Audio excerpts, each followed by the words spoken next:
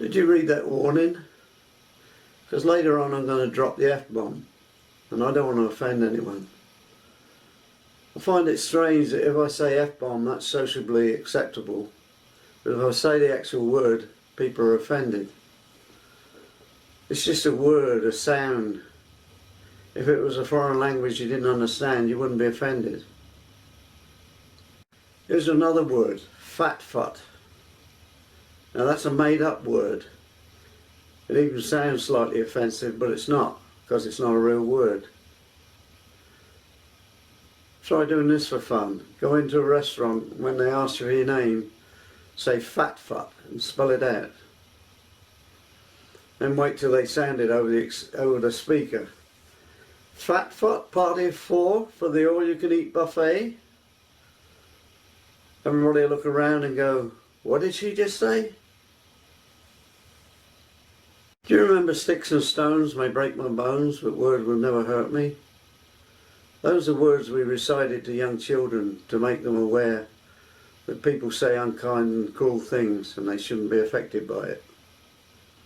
The only way to stop verbal abuse is to let the abuser know that their words have little or no effect. If I went down to my local middle school and slapped some random kid up the backside of his head, I'd be hauled off to jail for assault, and rightly so. But if I went down there to the same kid and said, hey, you're a worthless piece of shit, that wouldn't be considered an assault. And yet those words would probably have a harmful effect on the kid and affect his self-esteem for many years to come. Whereas a slap up the side of his head is probably what he needs. On the other hand, if I said, hey kid, don't step in that dog shit, that would cause no harm to the kid. In fact, it might raise his awareness of dog feces. And if I actually said, hey kid, don't step in that dog feces, he'd probably give me a blank stare and walk right through the dog shit. So it's not the word shit that's offensive, it's the manner in which it's used and the context in which it's used. If I told the kid you're a worthless human being, no offensive words have been used, but that would be just as harmful, if not more so, than telling the kid he's a worthless piece of shit. The point I'm trying to make is that children come into this world weak and helpless, and it's up to adults to try and make them stronger.